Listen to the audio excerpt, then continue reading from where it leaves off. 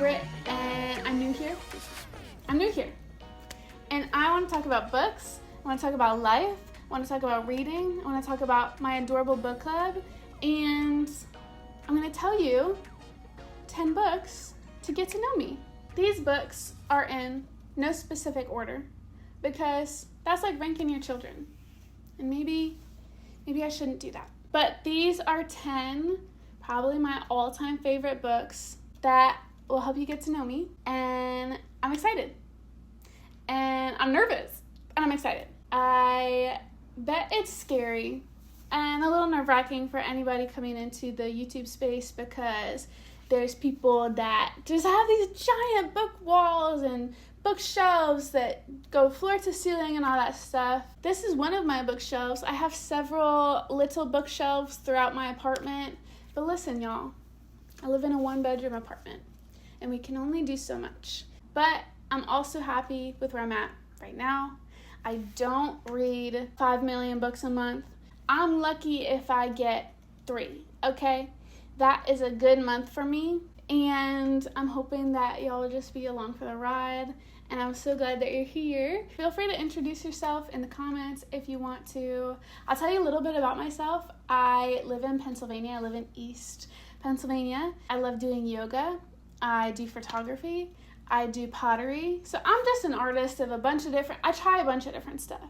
And by trade, I am a sign language interpreter for the deaf and hard of hearing. Feel free to ask me anything about that, and maybe I'll make a video about that in the future if you are interested in that at all, because I think it's a pretty cool job. I'm married. I've been married for 1 year. I have a dog. She's crazy. I'm glad to meet you, and this is going to be fun.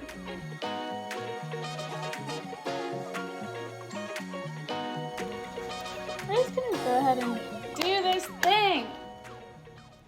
Okay, first, you know her, you love her, The Nightingale by Kristen Hanna. I read this a while ago. I don't remember a lot about the books that I read, but I just remember this one being so heart-wrenching. I think it was the first Kristen Hanna book that I read, actually. And everyone remembers the first Kristen Hanna book they read. Do they not? And I just remember this one. It was one of those books where you have to just put it down while you're reading and stare at the wall and think about what you would do if you were in this situation. I just put myself in everyone's shoes. I mean, I usually do that with reading anyway, but I just thought very deeply about what it would feel like in each person's situation and what I would do if I lived in this time period. And it's a lot to think about, and it's very heavy to do that. But she makes you feel big feelings, and if I'm feeling a big way when I'm reading this and I'm like, oh, I don't know if I'm liking this, I'm like, no, I'm loving this because that's exactly how she wants you to feel. You know what I mean?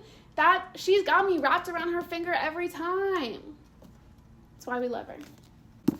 The next one is A House in the Cerulean Sea by T.J. Klune. This was one of the first books I read when I was getting back into reading as an adult. I was in my junior year of college, and my best friend Emma recommended it to me. And she did not stop recommending it to me until I finally read it. And it's for good reason. And then I did that to every single one of my friends. I shoved this book down people's throats so hard, and y'all are welcome for it. This is just such a feel-good. I love the theme of found family. That's a big theme that I love in books that end up being 5 stars or favorites for me.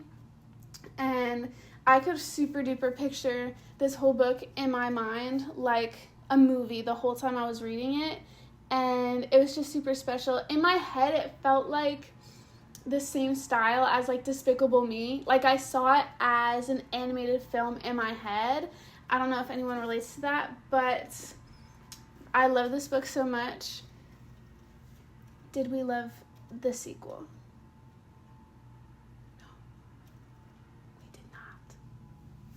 but we don't have to talk about that. The next book that I have is Part of Your World by Abby Jimenez. Abby Jimenez is definitely an automatic buy author for me. I like her writing a lot. I love her writing a lot. And this one, I was so invested. I was so invested in the lives of these two people.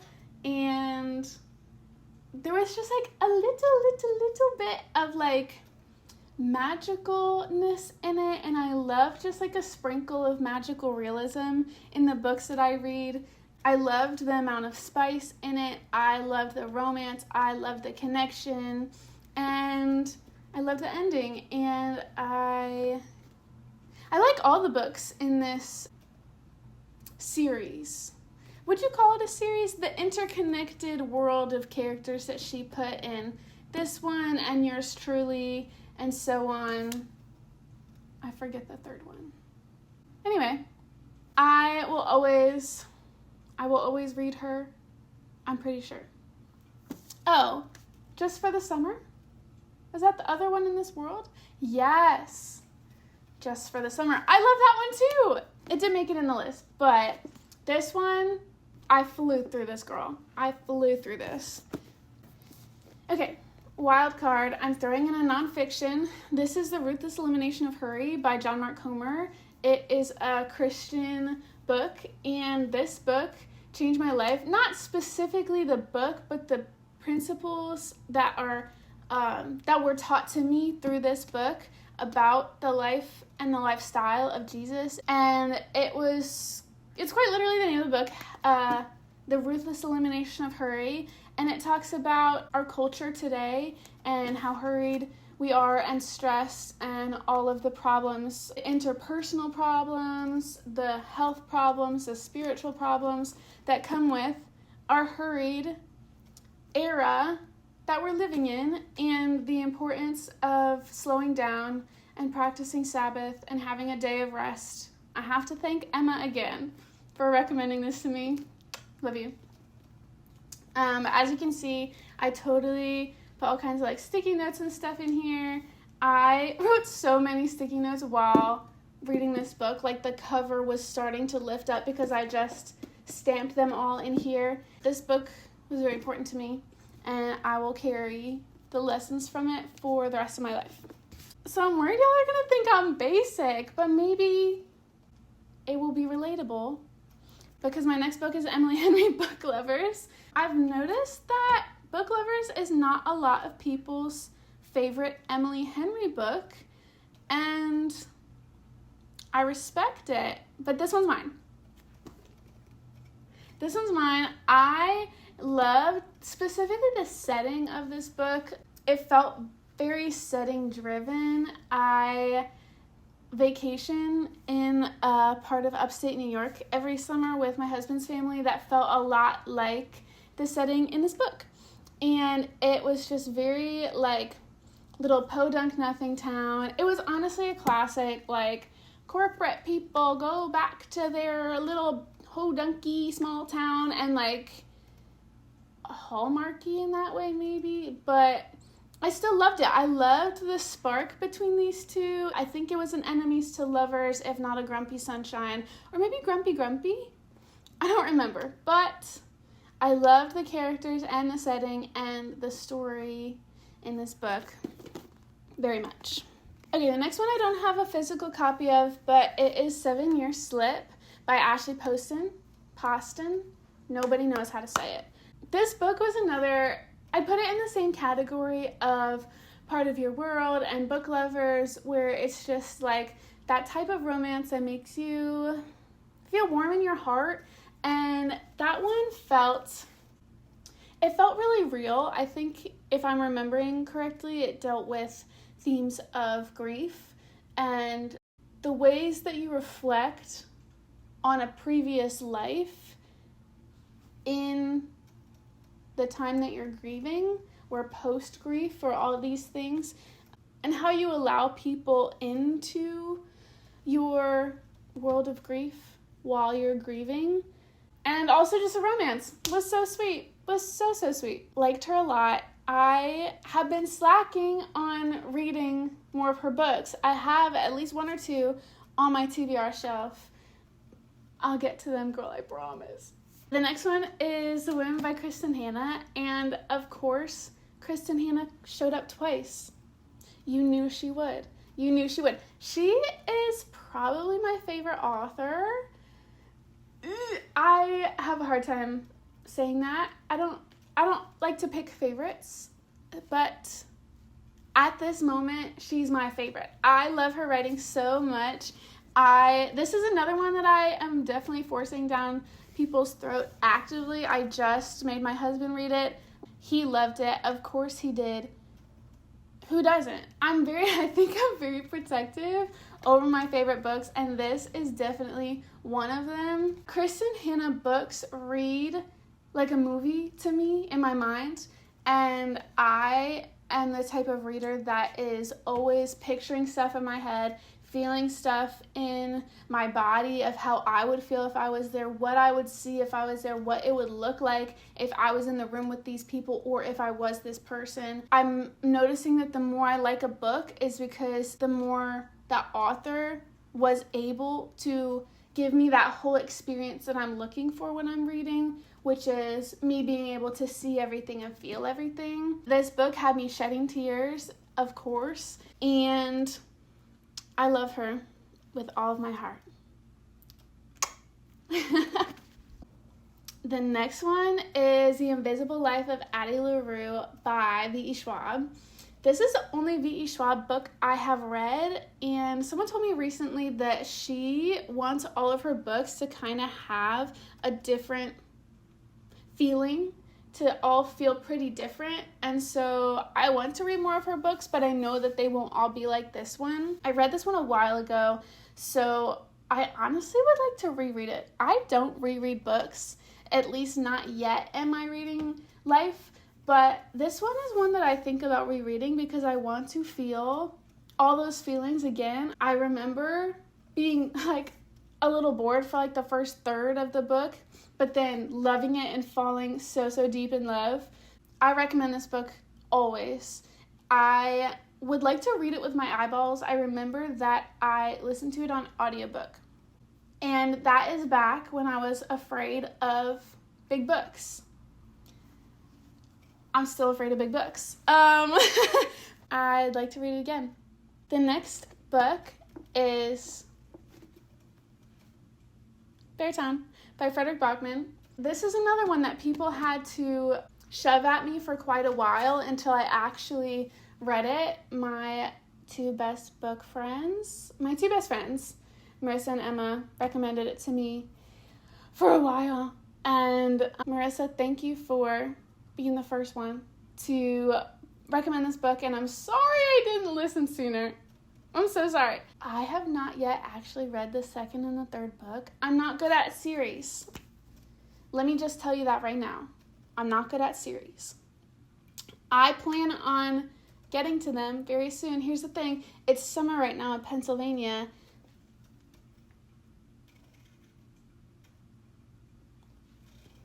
It's not a summer book. It's not a summer book. These feelings that he makes the reader feel are not the feelings I want to be feeling on the beach. Unfortunately. I haven't said a lot about the actual books that I'm holding up. This book felt, again, like a movie in my mind. I love his writing style. I didn't love the writing style in A Man Called Ove, whatever you want to say.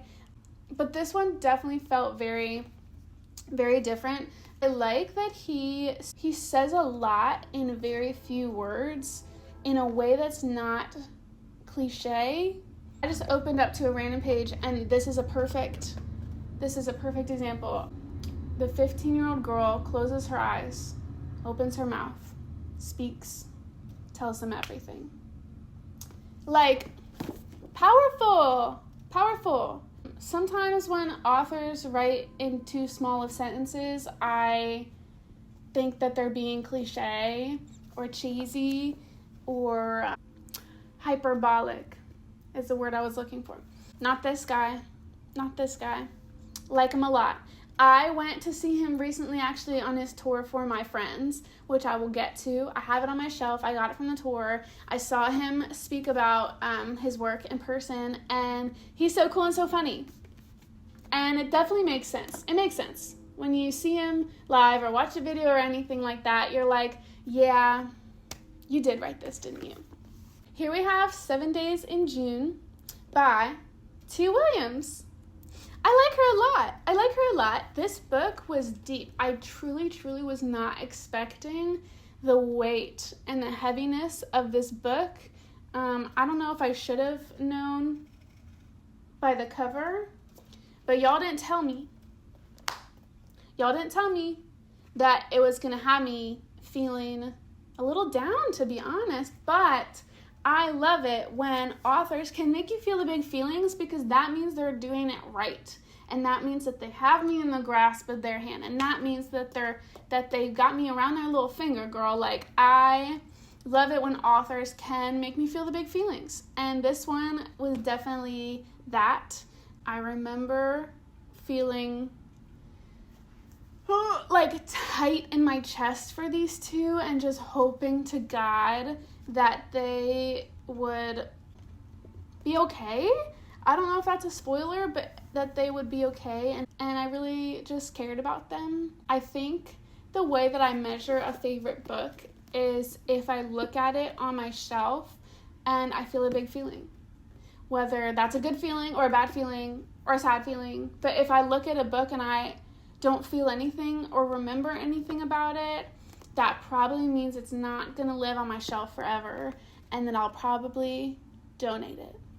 Because I appreciate when books and authors have the power to do that.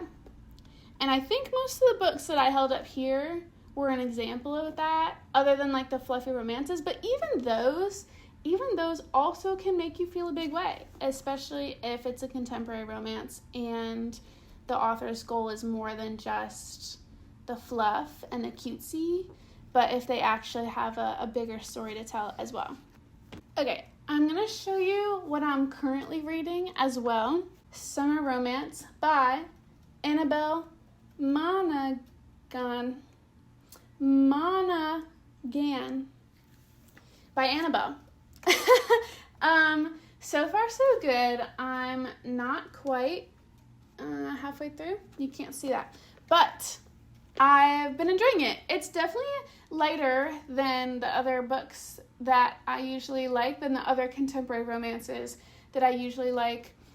But I'm definitely enjoying it. And it's one of those books where you're like, I know what's going to happen, but you read it anyway because it's fun.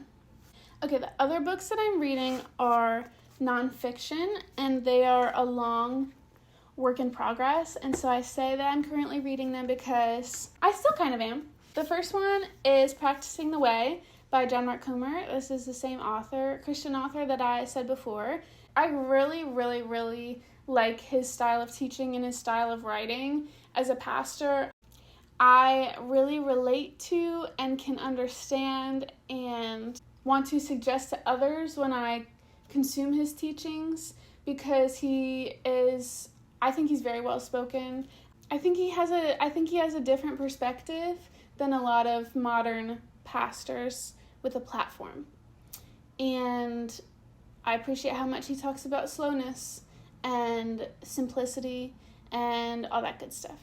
This next one is a book of poems. It's called Leaning Toward Light, Poem for Gardeners and the Hands That Tend Them. It's a collection put together by Tess Taylor. I discovered this book at the National Book Convention for the Library of Congress in Washington, D.C. I went to a book talk. They have like little workshops that you go watch authors talk about their books for an hour, and it's so fun. They read a lot of these poems aloud during the book talk, and a lot of the poets actually got emotional while reading the poems that were written by somebody else. Like these poems, I was drawn in because they elicited they elicited such strong emotions from, these grown men that are reading poems in public and they're like crying about it. So I'm like, I have to figure out what it is. And also I like gardening. I like being outside. I love plants. And so I have been loving these poems. I love reading poems out loud. Usually not to myself. Usually I have to recruit someone to listen to me read poems to them. Usually my husband. I love you so much. I've been having a lot of fun reading these poems out loud. The next one is A Language of Trees by Katie Holton. It is a series of essays by all different authors. An introduction by Ross Gay. He's a good poet and a good thinker.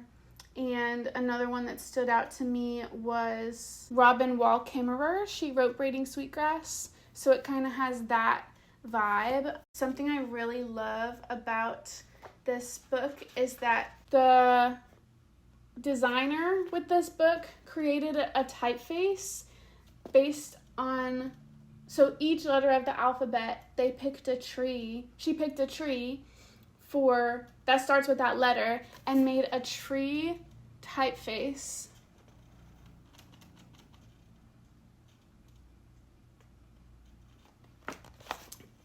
And that's the whole essay, but in the typeface of trees. Isn't that cool?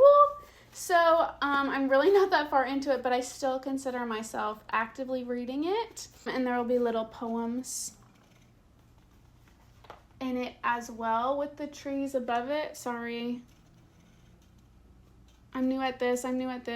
Anyway, this book is really cool, but it also takes a lot of brain power for me, and so I'm crawling through it very slowly. Okay, the other one I'm actively reading is The Body Keeps a Score. I'm listening to that one on audiobook. I've tried to start that book like several times, but it a little bit reads like a textbook. That book is like a whole entire college course on trauma in one book, and one sentence to me feels like it could be an entire lecture on that topic, and it also takes a lot of brain power for me, so I'm also crawling through that one. Nobody told me, though, that when you read that book and you're listening to all these stories about trauma, that it's going to make you sad. Nobody told me that. Nobody told me that when you're listening to all these stories and information and research about trauma, it's making you think about your own trauma and the trauma of the people that you love in your life. And nobody told me that it's going to make you sad. So I guess I put myself in the shoes of people in books in nonfiction as well. So, okay, for funsies, I'm also going to tell you my TBR for the rest of the summer and maybe into the fall. So here we go. I wrote it down in my little notebook, so I'm going to read it out for you. I want to finish The Body Keeps the Score. I want to finish Practicing the Way. And I'm going to read the 2 books that my book club picked, which are These Silent Woods and The Measure. So I'm very excited to read those. These Silent Woods doesn't feel like a summer read. I'm pretty sure it's a very wintry vibe, and we'll see how that one goes. I also have Sunset Beach by Mary Kay Andrews. I read The Newcomer by her, and it was adorable. That one makes me feel like warm and fuzzies whenever I see it on my shelf. It is pretty thick, though. I have good feelings. This book, Forgotten God by Frances Chan, has been on my shelf for an embarrassing amount of time, so I'm pretty sure it's about the Holy Spirit. I'd like to start reading more in this genre. That's a lot for August, so dipping into September, I would like to read Us Against You, which is the next book in the Beartown series, and I would also like to read Apprentice to the Villain, because my book club read Assistant to the Villain, and then we went to go see this author, Hannah Nicole Mehrer, at a book talk on her tour, I think it was a tour, in Harrisburg. And that was so fun, and that was for this book coming out, and then she's going to have her 3rd book coming out, so I need to catch up, girl. That's all I got. I'm so grateful that you watched this. I'm so grateful that you clicked on this, if you made it all the way through. I love you. I have zero promises for the consistency with which I'm going to make these videos, but I think it's going to be a lot of fun. I love watching booktubers. I've been watching a lot of Taylor Tippett recently. I find her so fun to watch, even her stuff that's not even about books, how it's just like lifestyle stuff, day in my life, what it's like to work in my job, meal prepping, that kind of stuff. So I don't know, maybe I'll start getting into some of that too. Maybe you guys would want to see, I don't know, the other stuff that I do. So stay tuned for that because I think I do a lot of fun stuff. Okay, that's all.